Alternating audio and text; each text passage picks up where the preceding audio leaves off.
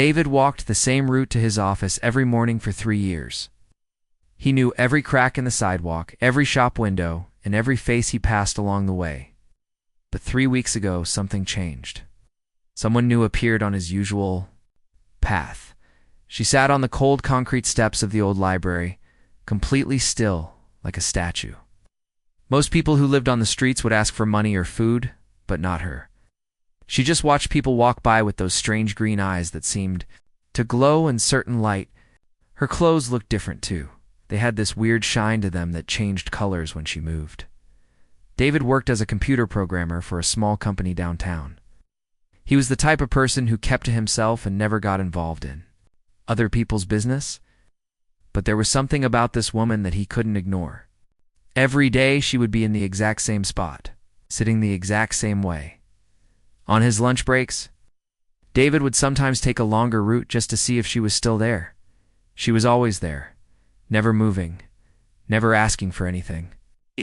Other people walked past her like she was invisible. But David found himself looking at her more and more each day. The weather was getting colder. November in Portland meant rain almost every day, and David could see his breath when he walked to work in the mornings. Most people on the streets would try to find shelter when it rained, but not her. She would sit there getting completely wet, not even trying to cover herself. One Thursday morning, the rain was coming down harder than usual. David had his umbrella and was hurrying to get to work when he saw her sitting there, water dripping from her hair and clothes. For some reason, he stopped walking. He stood there for a moment, watching the rain soak through her strange clothes. "Oh, this is crazy," he said to himself, but something inside him made him walk over to her. When he got closer, she looked up at him with those bright green eyes. They were unlike any eyes he had ever seen before. They seemed to look right through him, like she was studying him under a microscope. "Are you okay?" David asked, feeling a little awkward. He had never talked to someone living on the streets. Before, she tilted her head to one side, like she was thinking about his question very carefully. "I am ... functional," she said slowly. Her voice sounded strange, like she was thinking about each word before she said it. David held out his umbrella. "Here, take this. You're getting soaked." She stared at the umbrella for a long time, like she had never seen one before. Then she reached out and touched it with just one finger, very gently. The way she touched it reminded David of how a scientist might examine something in a laboratory. "What is this object's purpose?" she asked. David was surprised by the question. "It keeps the rain off you," he said. "You hold it over your head like this." He showed her how to hold it. She took the umbrella and held it exactly the way he showed her, but she kept looking at it with this expression of wonder on her face. "The water falls on this barrier instead of on me," she said, like she was making a scientific discovery. "Yeah, that's right," David said. "What's your name?" "I am called Zara," she said, still looking at the umbrella instead of at him. "I work at the office building down the street." "I see you here every day." "Yes," she said. "I observe this location daily. The human traffic patterns are quite interesting." David thought that was a weird way to talk about people walking by, but he didn't say anything. "Do you have somewhere to go when it rains like this?" Zara looked confused by the question. "Go where? I mean, do you have shelter? Place to stay?" "Dry." She shook her head slowly. "I remain here. This is my assigned position." "Assigned by who?" Zara paused for a long moment, like she was trying to think of the right words. I'm not certain. My memory has gaps." David felt sorry for her. She seemed lost and alone, and there was something about the way she talked that made him think she might have some kind of mental condition. Maybe she had been hurt and couldn't remember things clearly. The rain was getting worse, and David was going to be late for work, but he couldn't just leave her there. "Listen, I have a spare room in my apartment. You could stay there until you figure out what you want to do next." Zara looked at him with those intense green eyes. "You would offer shelter to a stranger?" "Oh, yeah. I mean, it's not right to let someone sit out in the rain like this." She studied his face for a long time, like she was trying to understand something complicated. "This is an act of kindness," she said finally. "I have observed such behaviors, but never experienced them directly." David thought that was another strange way to put it. but he was getting really wet standing there. So do you want to come with me or not? I accept your offer, Zara said, standing up in one smooth motion. She was taller than David had expected, and she moved with this weird grace, like she was floating instead of walking. They walked to David's apartment together.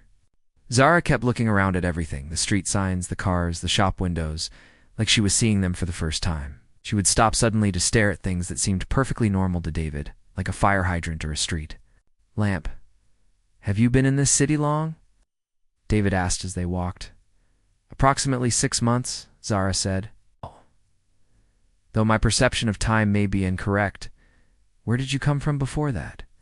Zara was quiet for a long moment. I am not certain. There was a journey, and then I was here. The details are unclear. David figured she probably didn't want to talk about it. Maybe she had run away from something bad, or maybe she really did have memory problems. Either way, he decided not to push her for more information. When they got to his apartment building, Zara stopped and looked up at it like she was trying to memorize every detail. This is your dwelling place, she said. Yeah, I live on the 3rd floor. Come on, let's get you dried off. David's apartment was small, but comfortable. He had a living room, a kitchen, 1 bedroom, and a small extra room that he used as an office. Zara stood in the doorway for a moment, looking around at everything very carefully. Your living space is efficiently organized, she said. Thanks, I guess. The bathroom is right there if you want to dry off. I'll find you some clean clothes. David went to his bedroom to look for something Zara could wear. When he came back with a sweatshirt and some pants, he found her standing in the exact same spot by the door, still looking around the room. You can sit down if you want, he said. Make yourself comfortable. Zara sat down on the edge of the couch. But she sat perfectly straight, with her hands on her knees, like she was in a waiting room. I am comfortable in this position, she said. David handed her the dry clothes. These might be a little big on you, but they're clean. The bathroom is right through that door.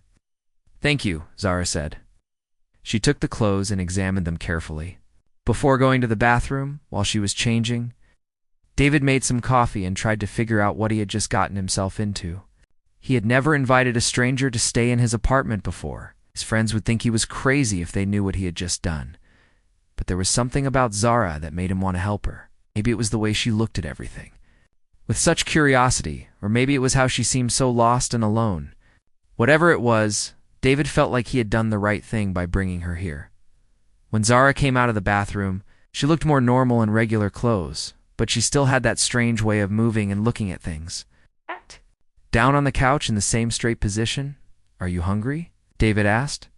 I could make you something to eat. I do not require sustenance at this time, Zara said.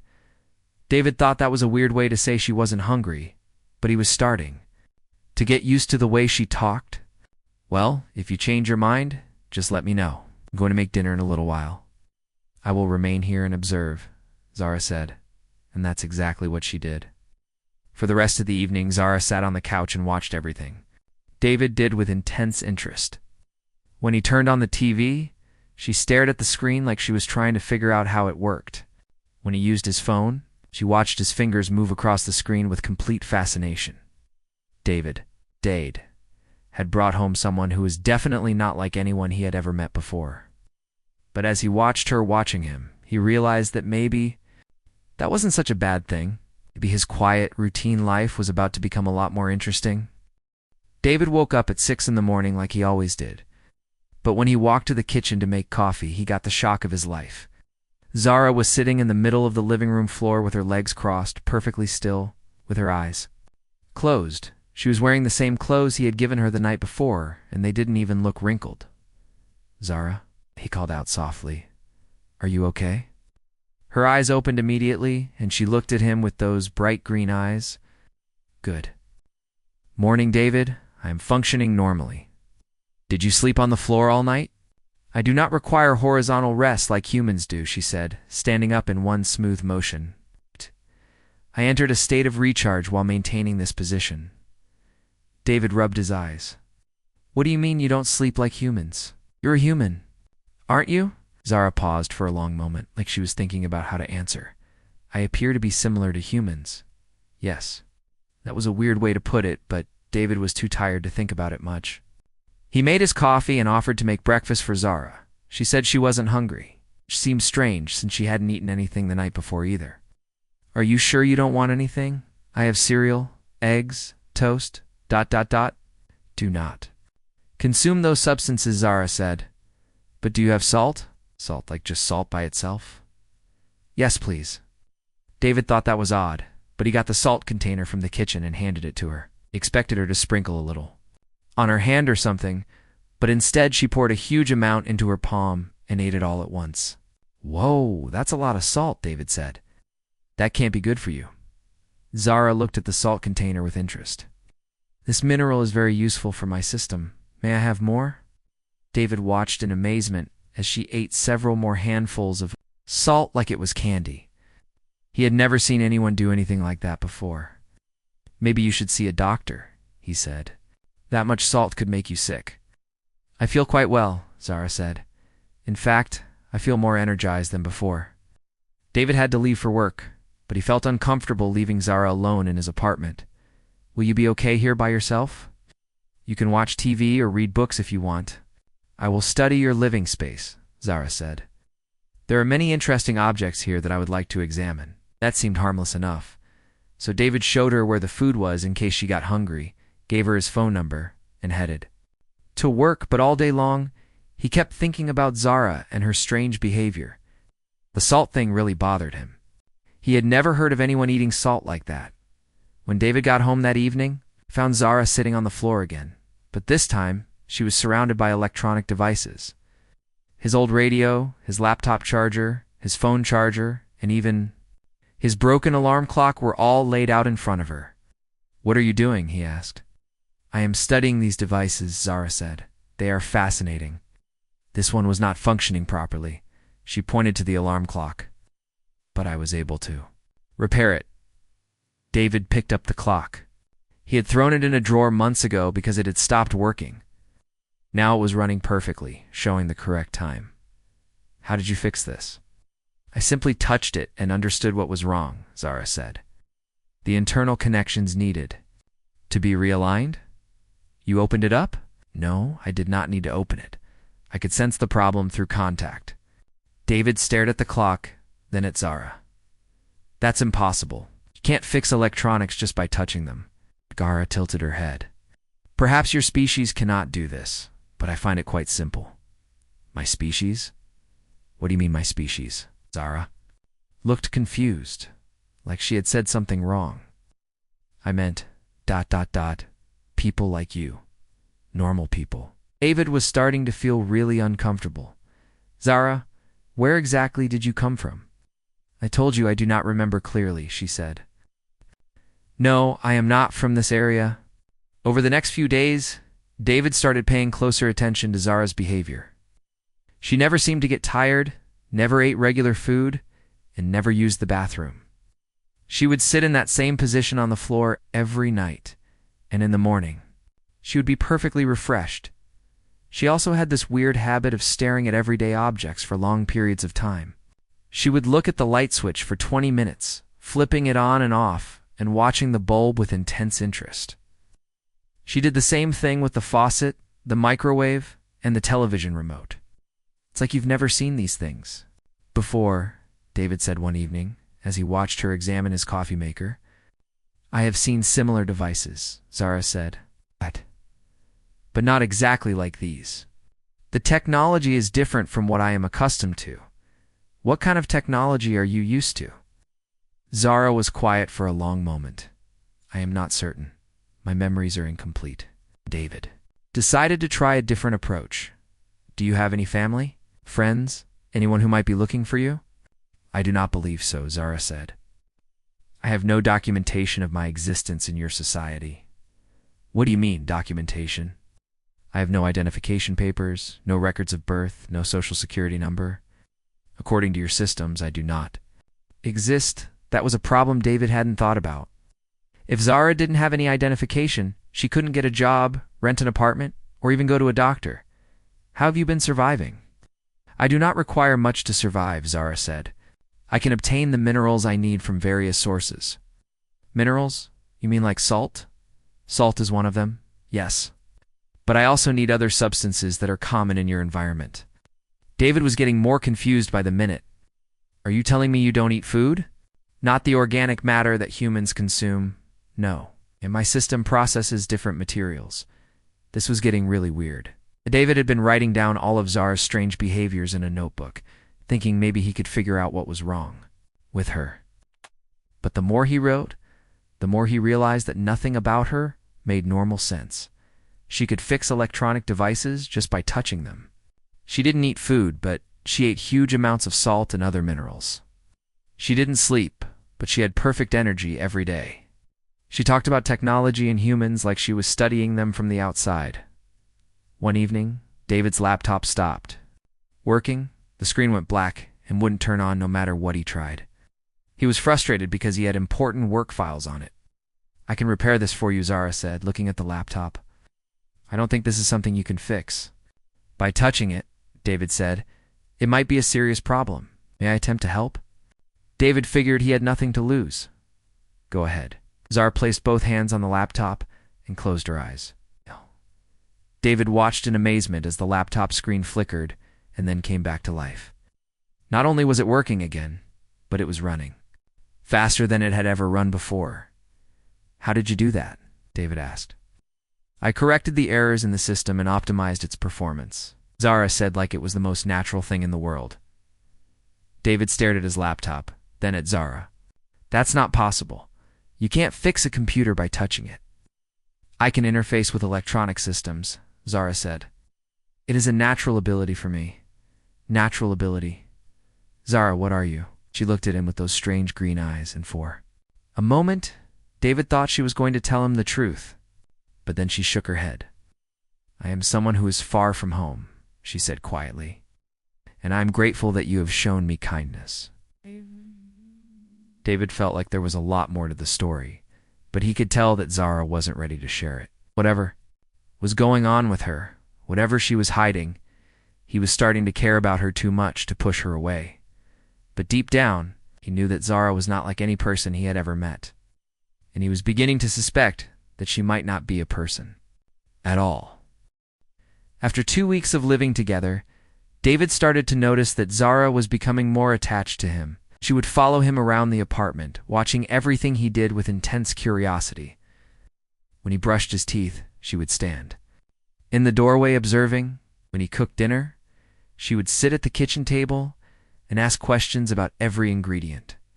Why do you heat the food before consuming it? She asked one evening as David made pasta. Because it tastes better when it's hot, David said.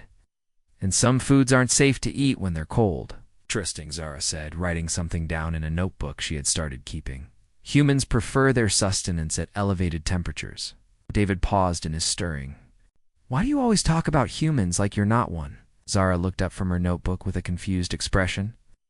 I am observing human behavior patterns. It is fascinating to study. But you're human too, Zara. You don't need to study yourself. She was quiet for a long moment. Sometimes I feel very different from other humans, she said finally, like I am watching from the outside. David felt sorry for her. Maybe she had been through some kind of trauma that made her feel disconnected from people. You're not on the outside with me, he said gently. You're part of my life now. Something changed in Zara's expression when he said that. Her eyes got softer, and she looked at him in a way she never had before. Part of your life, she repeated slowly, like she was trying to understand what that meant. The next morning, David woke up to find Zara sitting closer to his bedroom door than usual. She was in her normal meditation position, but she had moved from the living room to the hallway. Did you sleep here all night? He asked. I remain where I can monitor your safety, she said. Monitor my safety? Zara, I'm fine. You don't need to watch over me, I feel. ... Concerned when you are not visible, she said, struggling to find the right words. Is this normal for humans? David realized that Zara was experiencing feelings she didn't understand. It sounds like you're worried about me. That's normal when you care about someone. Care about someone, she repeated. Can you explain this? Concept. David sat down on the floor next to her. When you care about someone, you want them to be safe and happy. You think about them when they're not around. You feel good when they're with you. Zara nodded slowly. I experience these sensations regarding you. Is this what humans call friendship? It could be friendship, David said. Or it could be something more, something more. David felt his face getting warm. Well, sometimes people develop deeper feelings for each other. Like ... romantic feelings. Zara stared at him with those intense green eyes. Romantic feelings. I have observed this behavior in the entertainment programs you watch. Do humans become attached and engage in physical affection? Yeah, something like that, David said, feeling embarrassed about having this conversation. I would like to understand these feelings better, Zara said. May I conduct experiments? Experiments? Before David could react, Zara leaned forward and placed her hand on his cheek. Her skin felt unusually cool, but her touch was gentle. Ow. She studied his face carefully, like she was trying to memorize every detail. Your facial temperature has increased, she observed. Your breathing has changed. Are these normal responses to physical contact? David's heart was beating fast. Zara, what are you doing? I am attempting to understand human bonding rituals, she said. I have seen this behavior in your entertainment programs. She was so close to him that he could see the unusual patterns in her green eyes. They almost seemed to have tiny lights moving inside them. Maybe we should slow down, he said softly. Have I done something incorrect? No, you haven't done anything wrong. It's just ... These things usually happen naturally, not as experiments. Zara pulled her hand back and looked disappointed. I do not understand the proper protocols for human relationships. There aren't really protocols, David said. It's about feelings, not rules. But how do I know if I am experiencing the correct feelings? David looked at her confused expression and realized that she was genuinely trying to understand something that seemed completely foreign to her. What do you feel when you're with me? Zara thought for a long moment. I feel incomplete when you are not present. I want to remain near you always. I have impulses to touch you and to protect you from harm. When you smile, I experience a sensation that I cannot identify, but it is pleasant. That sounds like you're developing feelings for me, David said quietly. Is this normal? Should I be concerned about these changes in my behavior? David didn't know how to answer that. Part of him was happy that Zara cared about him, but another part of him was worried about her strange way of understanding emotions. I think we should take you to see a doctor, he said, just to make sure you're okay. A medical professional? Yeah, just for a checkup. You've been through a lot, and I want to make sure you're healthy. Zara looked nervous. Will they ask questions about my background? They might, but you can tell them you don't remember. Lots of people have memory problems after accidents or trauma. The next day, David took Zara to a walk-in clinic. The doctor was a kind older woman who didn't seem bothered by Zara's strange way of speaking. When she checked Zara's vital signs, she frowned. Your temperature is quite low, the doctor said, and your reflexes are unusually quick. How long? Have you been experiencing memory problems?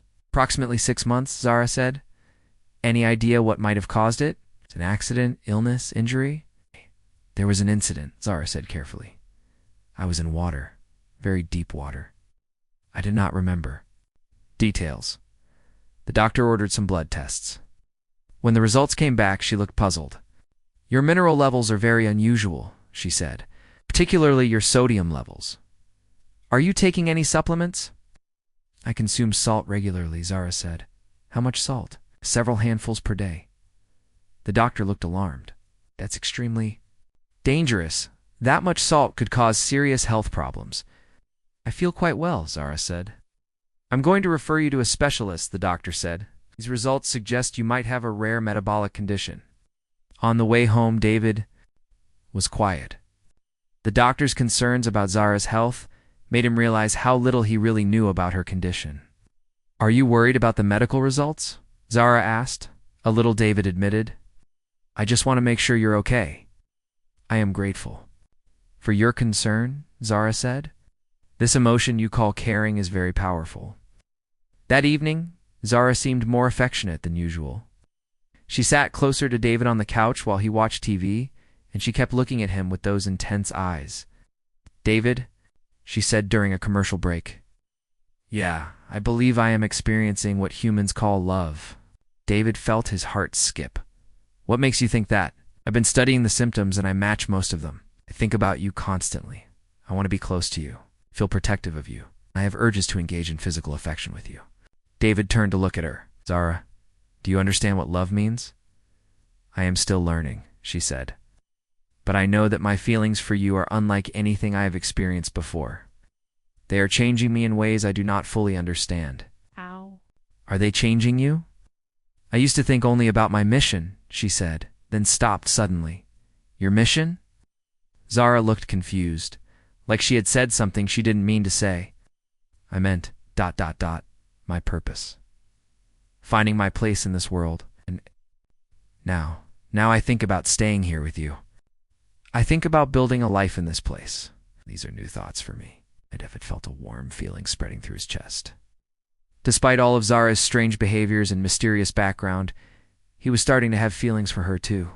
There was something about her innocence and her unique way of seeing the world that drew him in.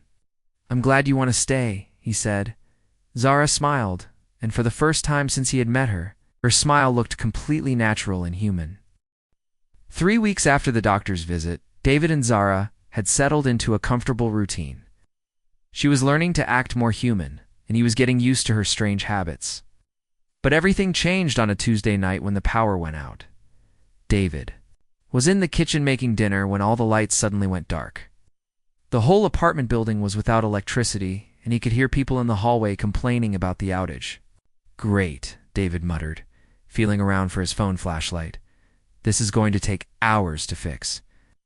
But then he heard a strange humming sound coming from the living room. When he followed the sound, he found Zara standing in front of the electrical, paneled with her hands pressed against it. Her eyes were glowing brighter than he had ever seen them, and there was a soft blue light coming from her fingertips. Zara, what are you doing? He asked. She didn't answer. She seemed to be concentrating intensely on something. The humming sound got louder, and suddenly all the lights in the apartment came back on. It's not just in David's apartment, but in the entire building. Zara stepped back from the electrical panel, and her eyes returned to normal. But David had seen enough to know that something impossible had just happened. How did you do that? He asked quietly. Zara looked at him with an expression of fear and sadness. I can explain, she said. I'm listening. Zara sat down on the couch and took a deep breath. I am not from this world, David. David felt his legs get weak. He sat down across from her. Do you mean I come from a place very far away? Why, different planet. I am part of a team that was sent here to study your species before my people make contact with Earth. David stared at her. You're saying you're an alien? Yes, it's impossible. I know how it sounds, Zara said. But everything you have observed about me that seems strange makes sense now. My unusual diet, my ability to repair electronics, the way I study human behavior. I am not human, David. I never was. David's mind was racing. You look human. You talk like a human. My species can adapt our appearance to blend in with other life forms. But our biology is different. We process minerals instead of organic matter. We don't require sleep the way you do. And we have abilities that your species does not possess. Like fixing electrical systems. Yes, I can interface with electronic devices and energy systems. It is natural for my kind. David stood up and started pacing around the room. This is crazy. You're telling me I've been living with an alien for a month? I know it is difficult to accept. Difficult, Zara. This changes everything. Why didn't you tell me before? Because I was afraid you would reject me, she said quietly. Because I was not supposed to form emotional attachments? What do you mean? I was not supposed to interact closely with humans. But when you showed me kindness that first day, something changed in me. What changed? I began to develop feelings that my species does not normally experience. The emotions I described to you as love are not natural for my kind. We do not form romantic bonds the way humans do. David stopped pacing and looked at her. So what you feel for me is, it's unusual for your people. It is unprecedented, Zara said. In all our history of studying other species, No one from my world has ever developed emotional attachments like this. What happened to the rest of your team? Zara's expression became sad. There was an accident. Our transport vessel malfunctioned and crashed into your ocean. I was the only survivor. The crash damaged my memory and left me stranded on your planet and your people. Are they looking for you? I have been sending signals hoping they would find me. But until recently, I heard nothing back. Until recently. 3 days ago, I received a response. A rescue vessel is coming to retrieve me. David felt like someone had punched him in the stomach. They're coming to take you away. Yes, they will arrive in 10 days, and you're going to go with them. Zara was quiet for a long moment. That was always the plan. I am supposed to return home and report my findings about human civilization. But what about us? What about what we have together? I do not know, Zara said, and David could see tears forming in her eyes. These feelings I have for you are confusing everything. My duty is to my people, but my heart wants to stay with you. Do you have a choice? I have never heard of anyone. For my world choosing to remain on another planet, it goes against everything we are taught about our responsibilities. David sat back down next to her. What do you want to do? I want to stay with you, she said without hesitation. But I do not know if that is possible. My people need the information I have gathered. And I do not know if I can survive permanently on your planet without support from my own kind. We'll figure it out, David said, taking her hand. There has to be a way. You are not angry with me for hiding the truth? I'm hurt that you didn't trust me enough to tell me, David said. But I understand why you were afraid. This is a lot to process. I was afraid you would see me as a monster. You're not a monster, Zara. You're the most amazing person I've ever met. The fact that you're from another planet doesn't change how I feel about you. How do you feel about me? David looked into her glowing green eyes. I love you too. I've been falling in love with you for weeks, even when I didn't understand what you were. Even though I am not human, you have the most human heart of anyone I know, David said. You care about people. You want to help. You're capable of love and kindness. Those are the things that matter to me. Zara leaned forward and kissed him. Gently, it was her first real kiss, and it was perfect. When they pulled apart, she smiled at him. I have made my decision, she said. I want to stay here with you. I want to build a life on Earth. What about your people? What about your duty? I'll try to convince them that what I have learned about love and human connection is more valuable than anything else I could report. Maybe they will understand. And if they don't, then I will have to choose between my old life and my new one. And I choose you, David. I choose love. David pulled her into his arms and held her tight. He had never imagined that he would fall in love with someone from another planet, but now he couldn't imagine his life without her. We only have 10 days, he said, and we will make the most of them, Zara said. And we will face whatever comes. Next, together. As they held each other, David realized that his quiet, ordinary life had become the most extraordinary love story in the world. And he wouldn't trade it for anything. The next 10 days passed like a beautiful dream. David took time off work, and he and Zara spent every moment together. She showed him more of her abilities, and he taught her about human culture and emotions. They talked for hours about their different worlds and what it meant to love someone from another species.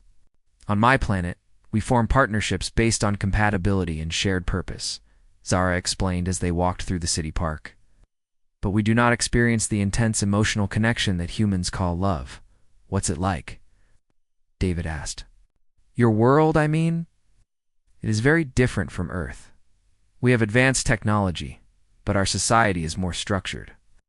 Everyone has a specific role and purpose. Personal desires are considered less important than the good of the community. That sounds lonely. I thought it was normal until I experienced this, Zara said, squeezing his hand.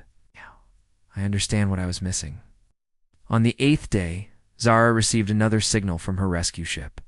She told David that they would arrive in 2 days and wanted to meet at the coast, where there would be fewer people around. I've been thinking about what to tell them, Zara said that night as they lay on the couch together. I want to explain. About human emotions and why they're so important. Do you think they'll understand? I hope so. If they can see how love has changed me, maybe they'll be curious about it instead of concerned. And if they're not? Zara was quiet for a moment. Then I will have to make a choice that no one from my world has ever made before. The next morning, David woke up to find Zara standing at the window, looking out at the sky. She seemed sad and distant. Are you okay? He asked. I am scared, she admitted. I have never disobeyed my people before. I do not know what will happen if I choose to stay. We don't have to decide anything yet, David said. Let's just go meet them and see what happens. They drove to the Oregon coast that afternoon. David had never been so nervous in his life. He was about to meet visitors from another planet, and he had no idea what to expect. As the sun was setting, they stood on a quiet beach waiting. Zara was holding a small device that she said would help her communicate with the ship. There, she said, pointing to the sky. David looked up and saw a light moving among the stars. It was getting bigger and brighter as it came closer. Within minutes, a sleek, silver craft landed silently on the beach, about 50 yards away from them. 3 figures emerged from the ship. They looked similar to Zara, but their movements were more rigid and formal. Their eyes glowed with the same green light, but there was no warmth in their expressions. Zara, one of them called out in a voice that sounded like multiple tones at once. We have come to retrieve you. Zara walked toward them, and David followed. Commander, she said formally, I am grateful for your rescue. You have been missing. For many months, the commander said. We were concerned that you had been captured or harmed. I survived the crash and have been conducting extended observation of human society, Zara said. I have learned much about this species. You will report your findings during the journey home. Actually, Commander, I have a request. The 3 visitors looked at each other. What kind of request? I wish to remain on Earth and continue my research. The commander's expression became stern. That is not possible. Your mission is complete. You are needed at home. I have made an important discovery about human emotions, Zara said. I believe it could benefit our people greatly. What kind of discovery, Zara? Took David's hand. I have experienced what humans call love. It is a powerful emotional connection that has changed my understanding of existence. The visitors stared at their joined hands with confusion and something that looked like disgust. You formed an attachment to this human? The commander asked. Yes, and through this attachment, I have learned that emotions are not weaknesses, as we have always believed. They are sources of strength and motivation. This is concerning, another visitor said. You have been compromised by exposure to primitive emotional responses. They are not primitive, Zara said firmly. They are complex and beautiful. Love makes beings want to protect each other, to grow together, to sacrifice for each other's happiness. These are dangerous ideas, the commander said. You will return with us immediately so that you can be treated for this condition. It is not a condition, Zara said. It is an evolution. David had been listening to this conversation with growing fear. It was clear that Zara's people saw her feelings as some kind of disease that needed to be cured. Excuse me, he said, stepping forward. I know I'm just a human, but I love Zara, and she loves me. Isn't that worth something? The commander looked at him with cold eyes. Human emotions are temporary chemical reactions. They serve no useful purpose. That's not true, David said. Right. Love makes us better. It makes us want to help each other, to build things together, to create families and communities. Your species is violent and chaotic, the commander said. Your emotions make you unstable. Some of us are violent, David admitted. But most of us are just trying to take care of the people we love. It's what makes us human. Commander, I request permission to stay on Earth with David. I want to study human love and see if our people can learn from it. Permission denied. Will return with us now. And if I refuse? The commander's expression grew threatening. Then you will be considered a deserter, and will lose all protection from our people. You'll be cut off from our society forever. David felt his heart sink. They were asking Zara to give up everything she had ever known. I understand, Zara said quietly, and I accept those terms. The 3 visitors looked shocked. You would abandon your people for this human? I would choose love over duty, Zara said. because I have learned that love is the most powerful force in the universe." The commander studied her for a long moment. "This is unprecedented. No one from our world has ever made such a choice. Then maybe it is time for our people to learn something new," Zara said. The visitors had a whispered conversation in their own language. Finally, the commander spoke again. "Your choice has created a situation we have never encountered before. We cannot force you to return, but we also cannot understand your decision." "I can teach you to understand," Zara said. "If you are willing to learn," perhaps the commander said slowly, "there is value in studying this phenomenon further. We will report your findings to our leaders. If they approve, we may establish a research station on Earth to study human emotions." "Really?" Zara asked. "Hopefully, it is possible. But you must understand that you are choosing a path that no one from our world has ever taken. You will be alone among humans." "She won't be alone," David said. "She'll have me." The commander looked at him with something that might have been curiosity. "You would accept a partner from another world?" "I already have," David said. "I love her exactly as she is." "Interesting," the commander said. "Perhaps we do have something to learn from your species after all." The visitors returned to their ship, but before they left, the commander gave Zara a small device. "This will allow you to communicate with us," he said. "We will return in 1 year to learn about your progress." "Thank you, Commander," Zara said, as the ship lifted off into the night sky. David and Zara stood on the beach holding each other. "Are you sure about this?" David asked. "You're giving up everything for me?" "I am not giving up everything," Zara said. "I am gaining everything. I have you, and I have love, and I have a whole new world to explore. What if your people never accept your choice, and I will build a new life here with you, and maybe someday, when they see how happy we are together, they will understand that love is not a weakness. It is the greatest strength of all." David kissed her under the stars, and he knew that their love story was just beginning. They had overcome the greatest obstacle possible, the distance between worlds. Now they could face anything together. 6 months later, David and Zara were married in a small ceremony by the ocean.